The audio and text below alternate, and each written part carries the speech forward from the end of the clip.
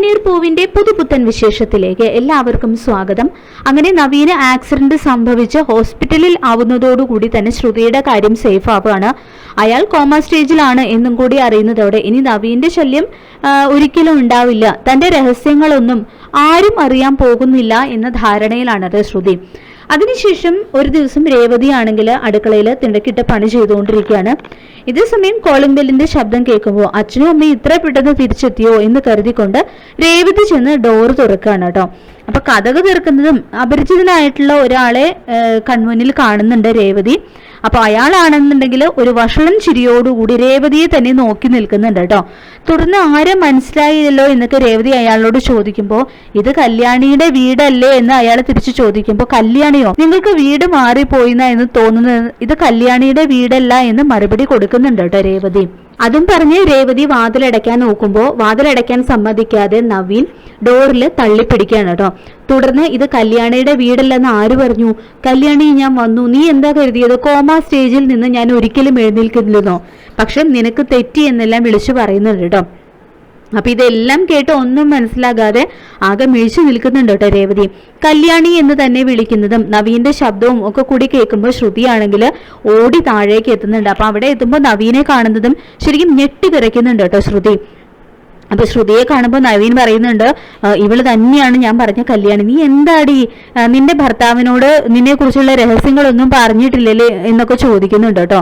ശ്രുതിയാണെങ്കിൽ ഇതെല്ലാം കേട്ട് ശരിക്കും ഷോക്ക്ഡ് ആയിട്ട് നിൽക്കുകയാണ്. രേവതിയെ പേടിയോടുകൂടി രേവതിയുടെ മുഖത്തേക്കൊക്കെ നോക്കുന്നുണ്ട് കേട്ടോ ശ്രുതി പേടിയോട് കൂടിയിട്ട്. അപ്പൊ രേവതിയാണെങ്കിൽ ഒന്നും മനസ്സിലാകാതെ നവീനെയും ശ്രുതിയെയും സംശയത്തോടു കൂടി നോക്കുന്നുണ്ട്. തുടർന്ന് ഇത് കല്യാണിയുടെ വീടല്ലെന്ന് പറഞ്ഞില്ലേ, നിങ്ങളോട് പോകാനല്ലേ പറഞ്ഞത് എന്നൊക്കെ രേവതി പറയുമ്പോൾ നീ മിണ്ടാതിരുന്നു, ഞാനും ഇവളും തമ്മിൽ ആയിട്ടാണ് പ്രശ്നം, നീ ഇതിൽ ഇടപെടണ്ട എന്നൊക്കെ രേവതിയോട് പറയുന്നുണ്ട് നവീൻ. രേവതിക്കാണെങ്കിൽ എന്താണ് സംഭവിക്കുന്നത് എന്നൊന്നും മനസ്സിലാവുന്നില്ല കേട്ടോ. ആകെ പകച്ചു നിൽക്കുകയാണ് രേവതി. വീണ്ടും ശ്രുതി നവീനോട് ചോദിക്കുന്നുണ്ട്, നിനക്ക് എന്താ വേണ്ടത്?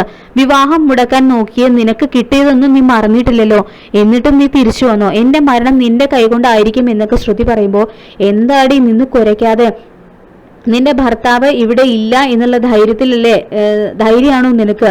പക്ഷെ നിന്നെ കുറിച്ചുള്ള എല്ലാ സത്യങ്ങളും ഞാൻ ഇവിടെ നിന്നും വിളിച്ചു പറയും, നീ എന്തു ചെയ്യൂടെ എന്നൊക്കെ ചോദിച്ചുകൊണ്ട് ശ്രുതിയെ വിരട്ടുന്നുണ്ട് കേട്ടോ നവീൻ. തുടർന്ന് ശ്രുതിയുടെ കഴുത്തിന് നേരെ കൈനീട്ട് വരികയും ചെയ്യുന്നുണ്ട്. അപ്പൊ ഇത് കാണുന്ന രേവതിയാണ്, നിങ്ങൾ എന്താ ചെയ്യുന്നത്? നിങ്ങൾക്ക് പറയാനുള്ള എന്താന്ന് വെച്ചാൽ അത് പറഞ്ഞിട്ട് പോകണം, അല്ലാതെ വീട്ടിൽ കയറി വന്ന് അതിക്രമം കാണിക്കാനായിട്ട് പറ്റില്ല.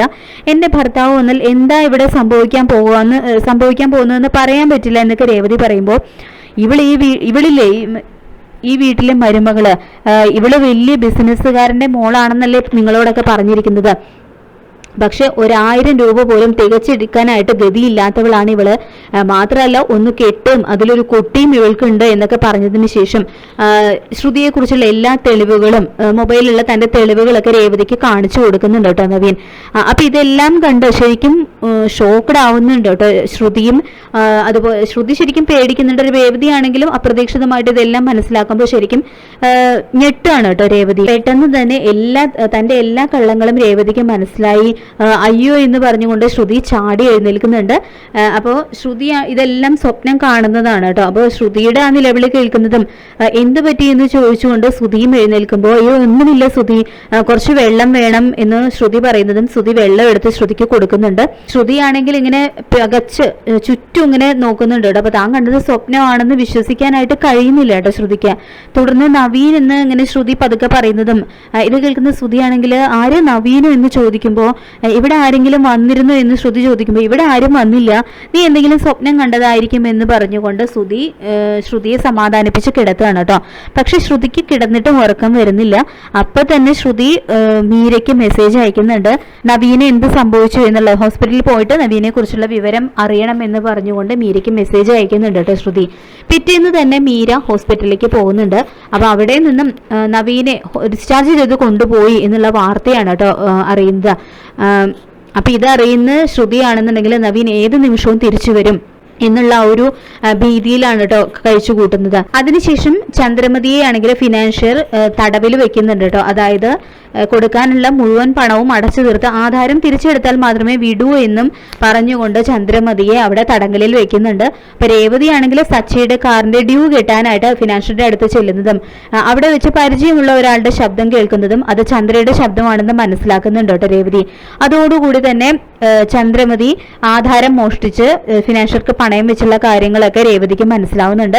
അങ്ങനെ രേവതി തന്നെ ഫിനാൻഷ്യറുടെ കൈയും കാലും പിടിച്ച് ചന്ദ്രമതിയെ അവിടെ നിന്നും രക്ഷപ്പെടുത്തുകയാണ് കേട്ടോ ചെയ്യുന്നത്.